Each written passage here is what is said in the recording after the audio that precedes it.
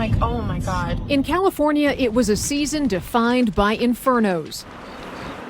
And then an eerie enforced darkness, the result of a mass power outage triggered by Pacific Gas and Electric. It's pretty scary, you know. The alternative could be worse. California found the utility failed to maintain equipment that sparked a fire, killing 85 people and destroying nearly 19,000 homes. Now, one of the nation's largest states can't keep the lights on. When do we get back to normal? Because I'm not comfortable saying this is the new normal. The Iowa caucus is just around the corner and the real start to the 2020 campaign. We get a reality check on the state of the Washington, D.C. swamp from a member of Congress who's not afraid to tell all. There are so many people that like the system the way it is. President Trump came in promising to try to drain the swamp. Has there been any draining of the swamp here on Capitol Hill? And are some nations solving global warming? Some countries have found a way to at least produce electricity cleanly 24 hours per day around the year. Today, an expert who says the key to clean energy is going nuclear.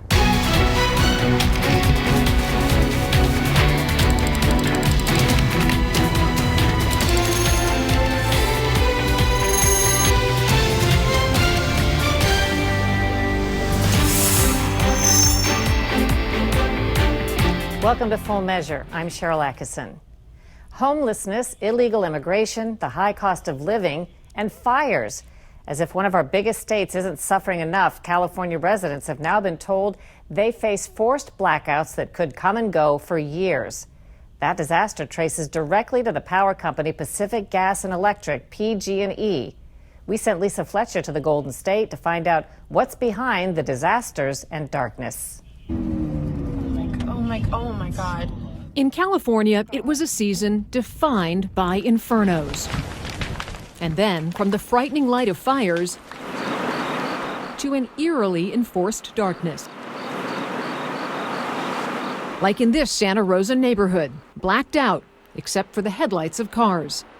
It's an intentional power outage triggered by power company Pacific Gas and Electric, known as PG&E. Just up the road, in a community resource center set up by PG&E, Ken Corrigus is sitting in a warmed tent, charging his phone from a strip powered by a generator. It's pretty scary, you know. It's very boring, you know, nothing to do. It is frustrating, but I know that, you know, it's for our own good.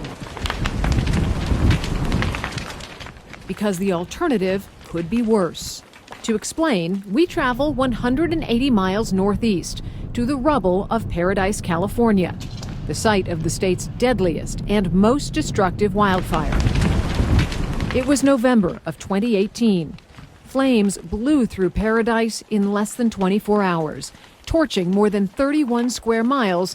It became known as the Camp Fire, killing 85 people and destroying nearly 19,000 homes. According to the California Department of Forestry and Fire Protection, the fire was caused by electrical transmission lines owned and operated by PG&E. PG&E supplies electricity and natural gas to 16 million people.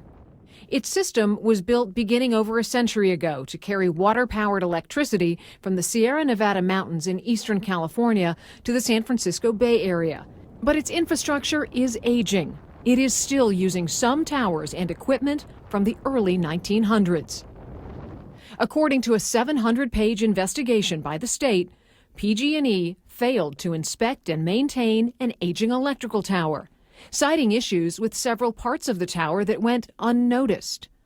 The investigation found that if PG&E had identified one worn piece of equipment and replaced it, the Camp Fire could have been prevented.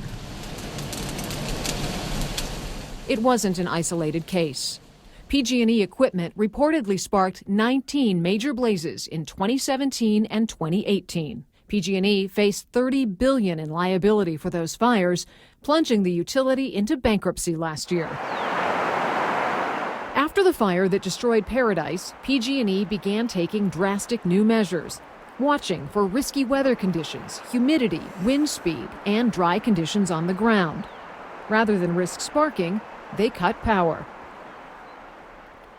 The first blackout in October impacted 2 million people.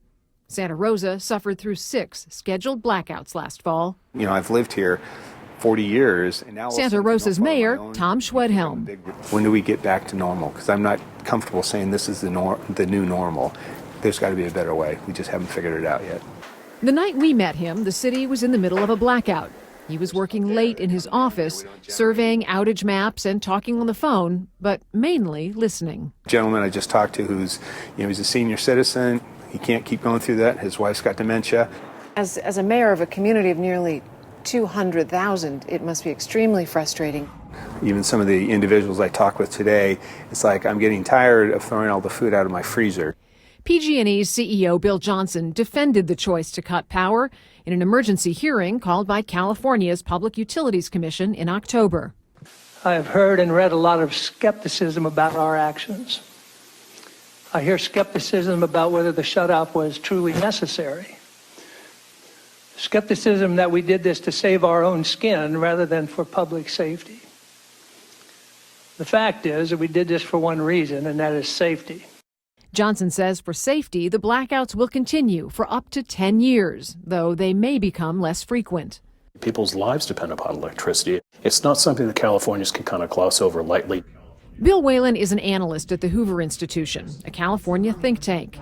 He says one solution may be the most obvious: bury the power lines that run through dry, high-risk areas. You have to convert from overhead because clearly every time it gets windy and you have overhead wires, you run the risk of a fire.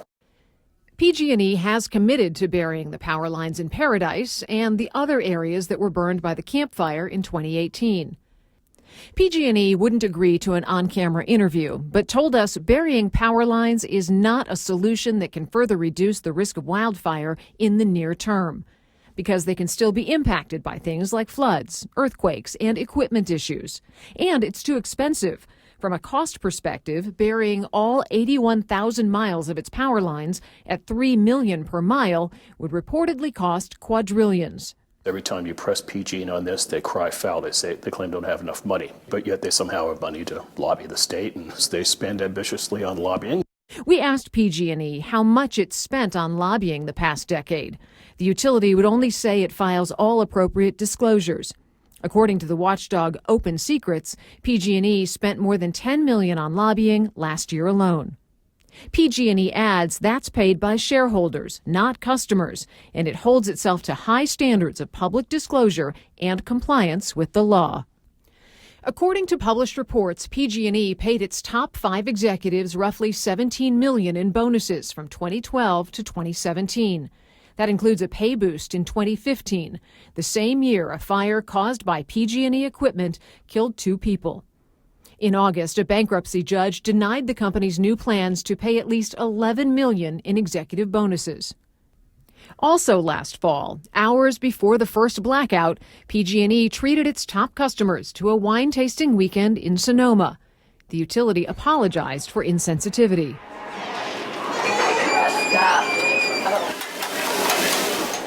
Back in Santa Rosa, the cost of the outages are adding up for restaurant owner Lorena Anaya and her husband.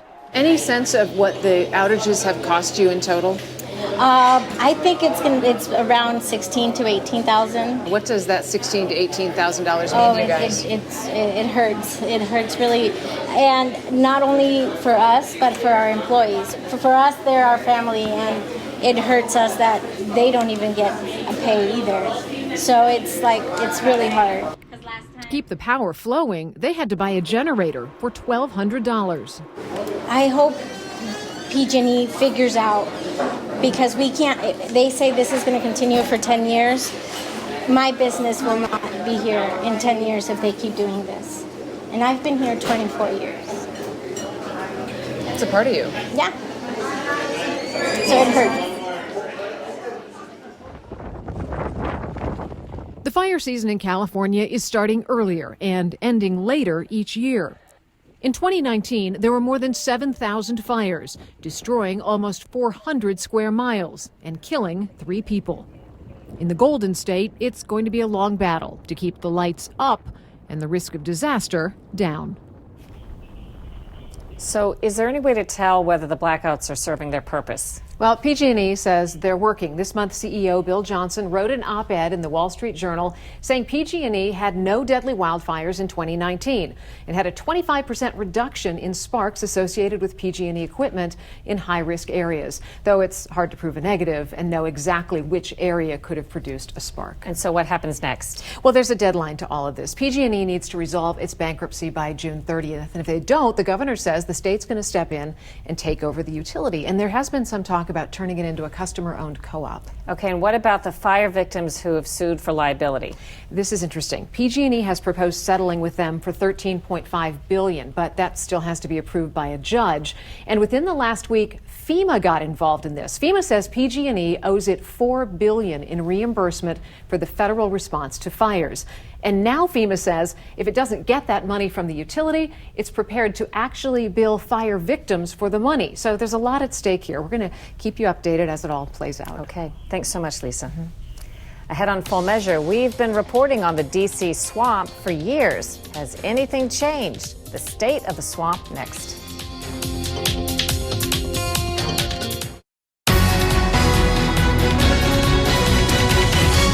Just over 2 weeks, President Trump gives his State of the Union address.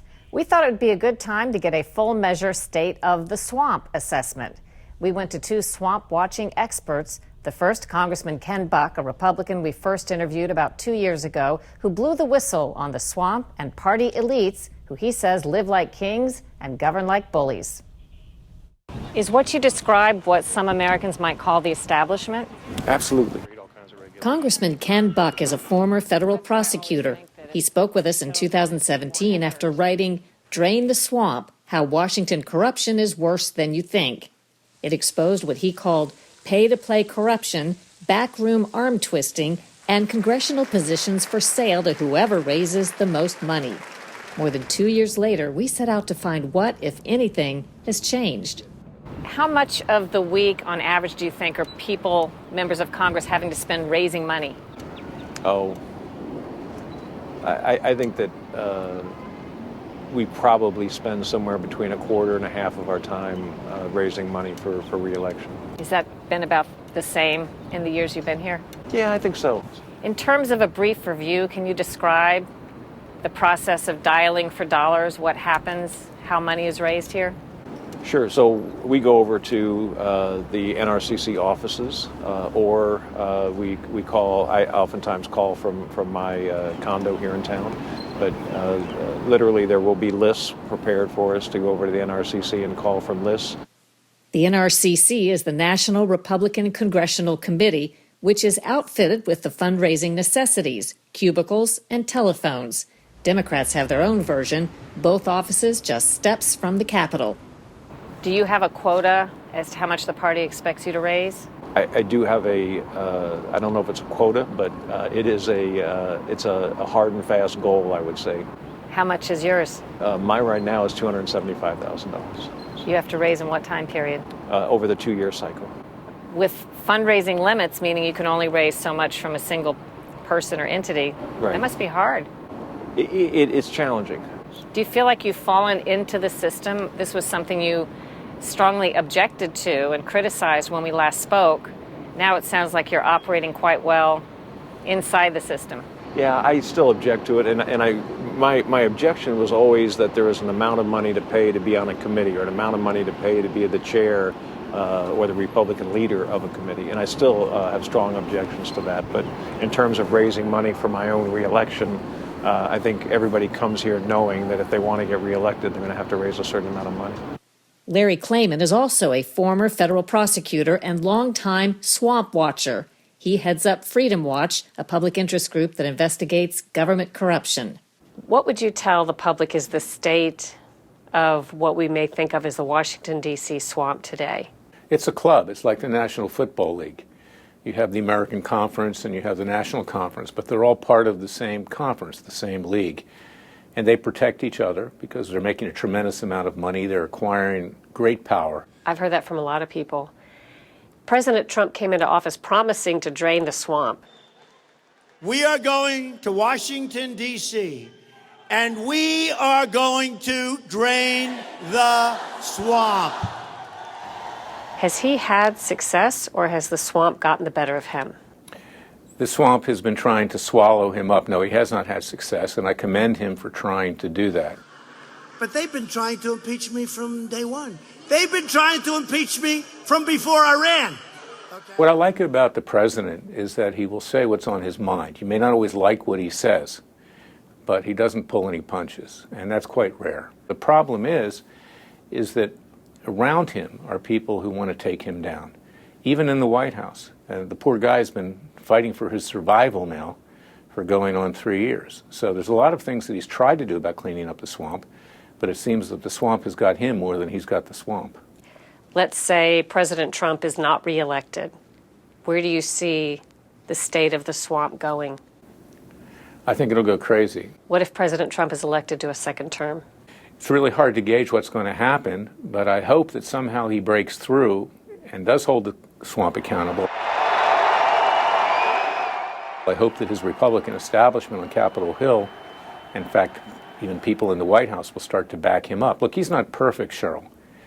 You know, I have to say, I don't think he committed an impeachable offense with regard to the Ukraine. But having just been cleared of the Russian collusion investigation, it had been one of the stupidest things to do, to then try to influence Ukraine to investigate Biden. I don't think it was impeachable. I don't think he committed a crime, but he handed them, the Democrats, a gift. Frankly, many Republicans are not on Trump's side. Well, they've never wanted him there because he breaks up the money train. He breaks up the power train. President Trump came in promising to try to drain the swamp. Has there been any draining of the swamp here on Capitol Hill? You know, I think the president's done a good job with the folks that he has put in place on his cabinet, and I think he's done a good job in other ways. But in terms of the legislative branch, it has been largely unaffected by the president's policies. Has anyone ever sided up to you and said things like, tone it down a little bit, Ken? Any fellow members of the Republican Party or any leaders? Sure. Go along, get along? Sure, absolutely. And on the same side, I've had, or along the same lines, I've had people come up to me and say, Ken, you're absolutely right. I just can't help you with this. How do those conversations go when someone kind of tells you to go along? Well, those are short conversations.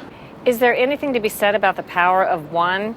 Do you feel like you personally have been able to make any sort of difference in terms of the swamp as we know it here in Washington, D.C.? No. Easy to answer. There's no need to explain that. There are so many people that like the system the way it is and thrive in the system the way it is that it's impossible. Buck says, above all else, he hopes he's been able to make more Americans aware that the system is broken. Coming up on Full Measure, we're off to London, where one expert is pushing a surprising clean energy option that he says has largely been forgotten but could be the best answer.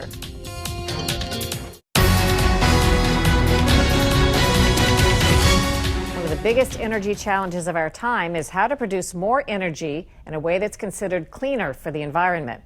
In his book, A Bright Future, Swedish nuclear engineer Stefan Krist writes that some countries have solved climate change and the rest can follow if they just embrace what he says is a misunderstood platform, nuclear power.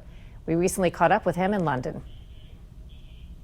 What we're trying to explain in the book is basically there are a few countries in the world that have clean electricity 24 hours per day, year-round, and those are Sweden, France, and Ontario. And all three places did it by a combination of renewable energy and nuclear power. You have a PhD as a nuclear engineer.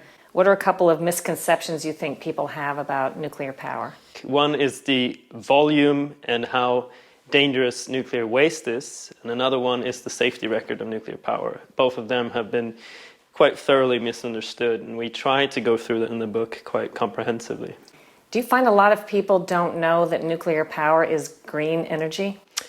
Yes, less and less, fortunately. If you asked me 5 years ago, most people probably wouldn't know that nuclear energy is low carbon and doesn't emit any greenhouse gases. Today, that's starting to become public knowledge, which is very good.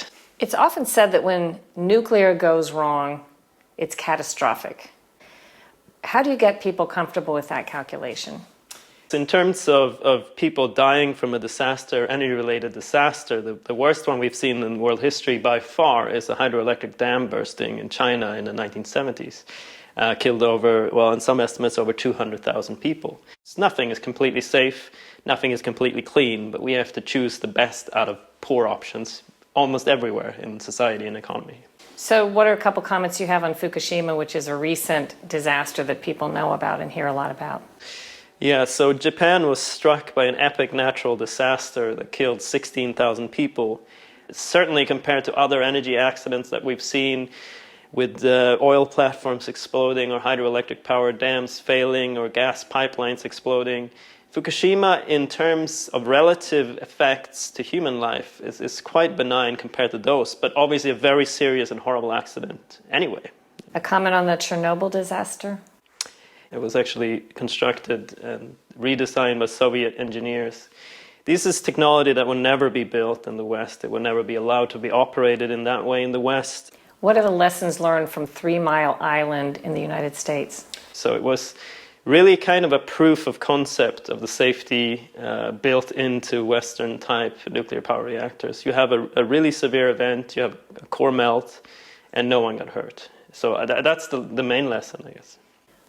Why can nuclear solve a problem, do you think, an energy problem that wind and solar alone cannot?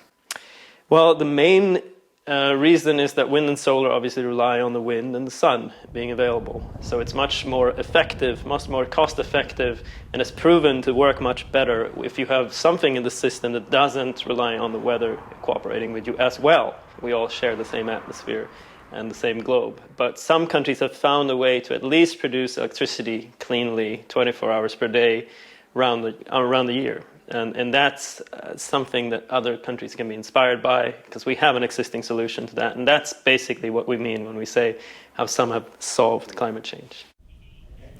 Germany is planning to close all of its nuclear power plants later this decade in response to the Japan nuclear disaster. Nuclear power supporters say that will mean back to relying on more energy from coal. We're back with a look at what's ahead next week on Full Measure.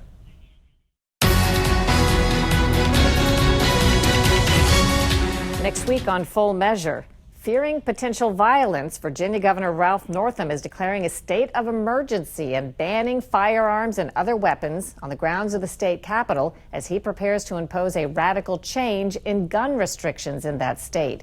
We'll see how that could trigger similar actions in other states. Until then, thanks for watching.